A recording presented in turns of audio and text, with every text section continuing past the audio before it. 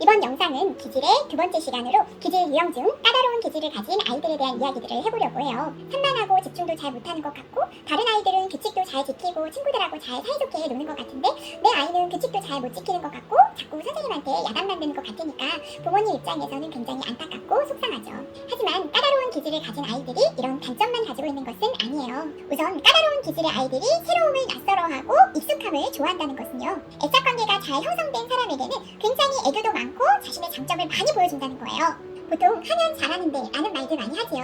주로 까다로운 아이들을 두고 하는 경우가 많아요. 의욕과 승부욕이 강해서 자신이 하고자 하는 일에는 열정을 다하기 때문에 시작을 하면 좋은 성과가 나오는 경우들이 많거든요. 또 까다로운 기질의 아이들은요. 틀에 얽매여 있지 않고 어디로 튈지 모르는 기발함과 엉뚱함 때문에 다른 기질에 비해 창의력이 높은 편이에요. 특히 유창성과 융통성, 독창성이 높은 것을 볼 수 있지요. 왜냐면 호기심이 높다 보니 여러 가지를 탐색하고 이것저것을 연결해서 다양하고 새로운 시도를 하기 때문에 정답을 추구하는 아이들에 비해 상상력이 높은 편이라 할 수 있죠. 예를 들어 현장에서 아이들을 관찰해보면 미술놀이를 할 때 산만하지 않고 다소 정돈된 모습을 보여주는 아이들은 집중력이 높고 몰입하면서 정교한 작품들을 만들어내는 반면 다소 산만한 아이들은 대충 만드는 것처럼 보이지만 여러 가지를 다양하게 만들어내고 기발하고 생소한 그런 작품들을 만들어내는 것을 볼 수 있습니다. 이런 엉뚱함과 기발함은 일상생활에서나 문제 상황에서도 자주 나타나는데요. 어떤 문제 상황에서든 즉흥적으로 순발력과 융통성, 응용력을 활용해서 기발한 아이디어로 스스로 문제를 잘 해결해 나가는 재주가 뛰어나죠. 또 이것저것 궁금한 것이 많고 시선이 여러 군데로 분산되다 보니까 다양한 정보를 한꺼번에 습득하는 경향도 볼 수 있어요.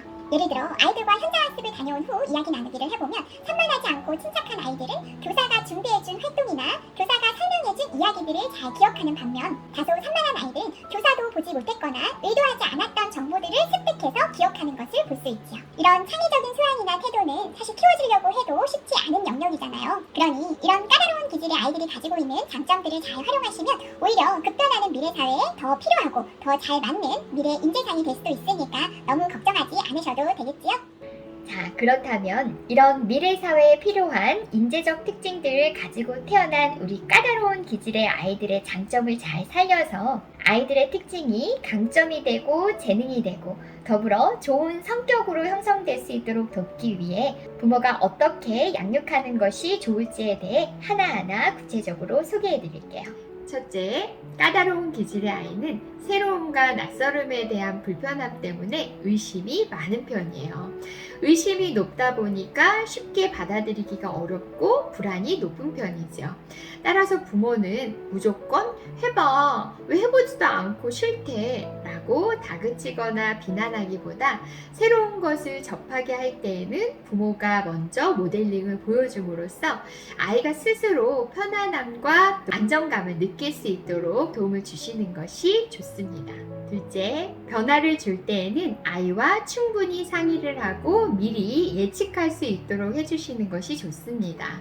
보통 부모님들은 아이가 금방 실증을 낸다고 생각을 해서 어린이집이나 유치원 등 기관들을 자꾸 바꿔주려고 하시는 경우들이 많아요. 그런데 사실 까다로운 아이들의 호기심은 마음이 편안하지 않으면 발현이 되지 않거든요. 따라서 기관이나 방문 선생님을 자꾸 바꿔주는 것보다는 한 기관을 오랫동안 다니는 것이 아이도 정서적으로 편안할 뿐만 아니라 기관에서도 아이의 성향을 잘 파악을 해서 체계적으로 도움을 줄 수 있는 것이죠. 셋째, 아이의 요구를 민감하게 해석하고 즉시 반응해 주는 것이 좋습니다. 왜냐하면 아이들이 처음부터 심하게 짜증을 내고 화를 내는 경우는 많지 않거든요. 처음 요구에 빨리 반응해 주었더라면 아이도 더 이상의 짜증을 내지 않아도 되었을 텐데 아이가 살살 요구를 하면 부모가 보통 잠깐만 너 혼자 할 수 있잖아 라고 자꾸 미루거나 안 해주니까 아이 입장에서는 더 크게 요구를 할 수밖에 없는 것이죠. 이것이 반복되면서 아이의 생각은 우리 부모님은 내가 소리를 크게 질러야 요구를 들어주는구나 라고 인식하게 되니까 처음 요구에 빨리 반응해 주려고 노력하는 것은 꼭 필요하겠죠? 넷째, 아이의 강한 부정적인 표현에 부모가 같이 휘말려서 화를 내시면 안 됩니다.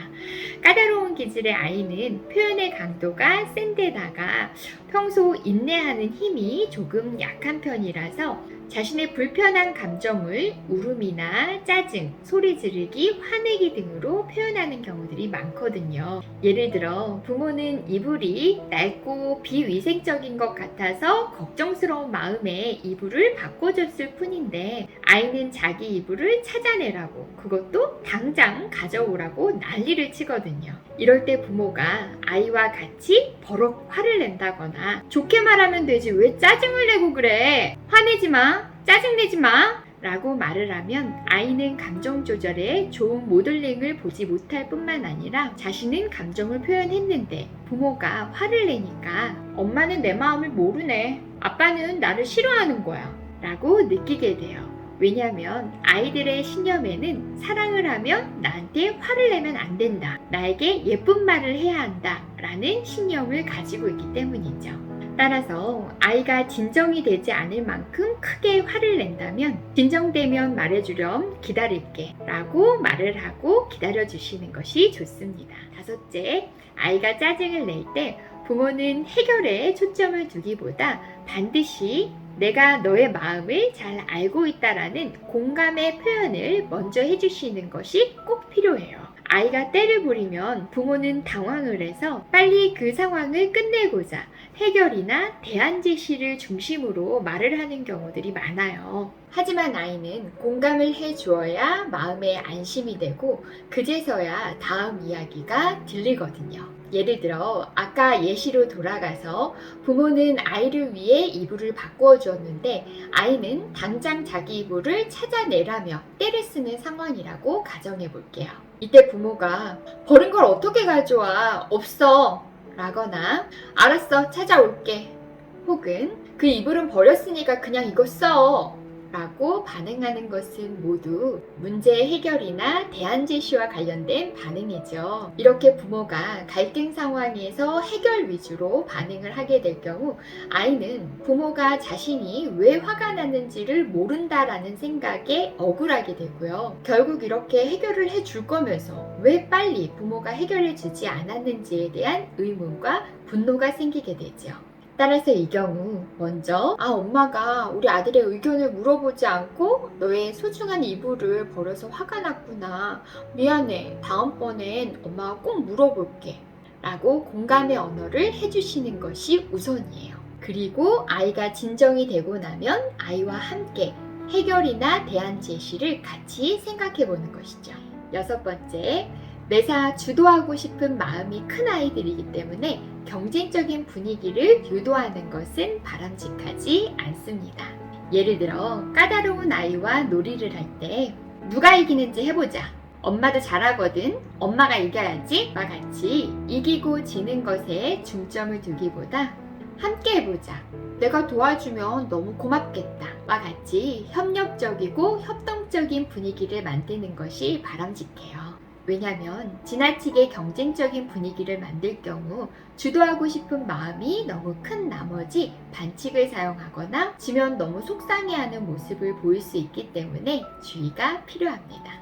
일곱 번째, 외부 상황이나 규칙보다 내적 자아가 더 강한 아이들이기 때문에 부모가 틀을 정해놓고 아이가 그대로 따르기를 기대해서는 안 됩니다. 즉, 이 나이면 이 정도는 해야 하는데 라는 연령의 기준이나 부모가 가지고 있는 성향에 따르도록 강요하기보다 융통성을 발휘해 주시는 것이죠. 예를 들어 부모는 정돈되고 매사 맺고 끊음이 분명한 성향이라 놀이를 하더라도 한 가지 놀이를 했다면 정리를 하고 다른 놀이를 하는 것이 더 안정적이고 재미있어 보인다 하더라도 아이가 이것저것 놀이를 다 한 후 나중에 한꺼번에 정리하기를 원한다면 인정을 해주어야 하는 것이죠. 이때 주의해야 할 것은 기본적인 규칙은 반드시 지키도록 해야 한다는 거예요. 즉, 하나 놀고 그때그때 정리를 할 것이냐, 다 놀이를 하고 한꺼번에 정리할 것이냐는 아이의 선택에 맡긴다 하더라도 정리는 반드시 해야 함을 알려주는 것이죠. 예를 들어 놀이를 하기 전에 약속을 해야 할 게 있어. 한 가지를 놀고 그때그때 정리를 하든 놀이를 다 하고 한꺼번에 정리를 하든 그것은 네가 선택을 할 수 있어. 하지만 놀이 후 정리는 반드시 다 끝내야 해. 만약 놀이가 끝나는 시간까지 꺼내놓은 것이 많다면 정리해야 할 시간이 길어지겠지? 중요한 것은 우리는 저 시계의 큰 바늘이 12가 될 때까지 놀이와 정리를 모두 끝낼 거야 라고 말하고 아이에게 선택의 기회를 주시는 거예요. 8번째, 칭찬의 기회를 많이 늘려주세요. 까다로운 기질의 아이들은 다른 기질을 가지고 태어난 아이들에 비해 기관에서 혹은 또래로부터 거부당하거나 지적받을 일이 더 많습니다. 그런데 가정에서조차 칭찬이 부족하고 비난이 더 많을 경우 아이의 자존감이 떨어지거나 부정적인 자아 개념이 형성될 수 있겠죠.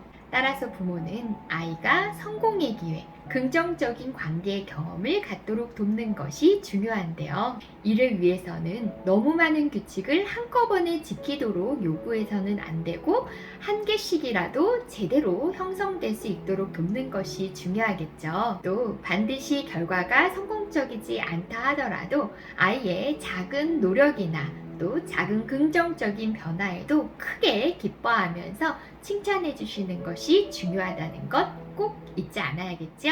마지막 9번째입니다. 까다로운 기질의 아이는 감각이 예민한 경우가 많아요. 따라서 부모는 내 아이가 특별히 예민한 감각을 파악해 두시면 짜증을 낼 확률이나 횟수가 줄어들 수 있겠죠. 이를 위해 부모는 아이가 특별히 싫어하고 거부했던 물건이나 사건들을 적어 놓는 것이 도움이 될 수 있습니다. 이렇게 해서 까다로운 기질을 가진 아이들의 특징과 장점, 까다로운 기질의 아이들을 양육할 때 주의해야 할 점과 양육의 팁들을 알아보았는데요. 사실 저는 까다로운 기질을 가진 아이들과 기관에서 함께 생활도 해보고 또 상담도 해보면서 그 아이들이 가지고 있는 매력과 성장의 가능성들을 정말 많이 보았어요. 그리고 까다로운 기질의 자녀를 키우는 부모님들께 자주 드리는 말씀이 있습니다. 바로 크게 될 아이라고요. 까다로운 기질의 아이들은 전 세계적으로 10%밖에 해당하지 않아요. 즉 평범하지 않은 특별한 아이라는 뜻이지요. 지난 영상에서 제가 강조했던 것처럼 예민함이 재능이 되었을 때 미래 사회를 이끄는 큰 인물이 될 수 있다는 것 잊지 마시고요. 아이의 재능도 키우고 아이와 좋은 관계를 통해 아이가 좋은 성격으로 자랄 수 있도록 우리 부모님들이 힘내시길 응원할게요. 시청해주셔서 감사합니다.